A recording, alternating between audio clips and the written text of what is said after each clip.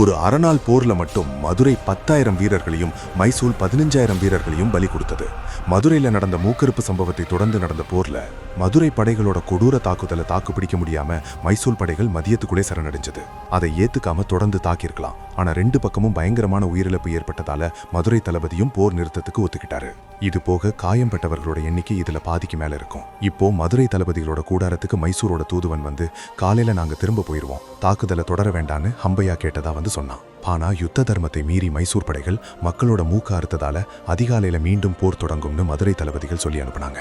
ஆனா திரும்பவும் தூதுவன் வந்து எந்த நிபந்தனைக்கும் கட்டுப்படுவோம், காயம்பட்டவர்களோட எண்ணிக்கை அதிகமா இருக்கிறதால மருத்துவ உதவியும் வேறும்னு சொல்லி கெஞ்சினா.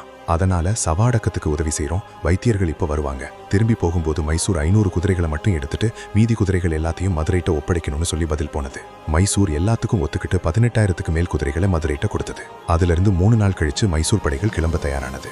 அப்போ 80 வயசான மதுரை தளபதி ரங்கண்ணா தனியா மைசூர் படைகளுக்கு நடுவுல போய் ஹம்பையா கிட்ட சொன்னாரு, வர்ற அமாவாசைக்குள்ள ஊநாட்டுல வச்சு உன் மூக்க அறுப்போம், சண்டைக்கே வராத உன் அரசன்ட்ட போய் சொல்லு, அவன் மூக்கையும் அறுப்போம்.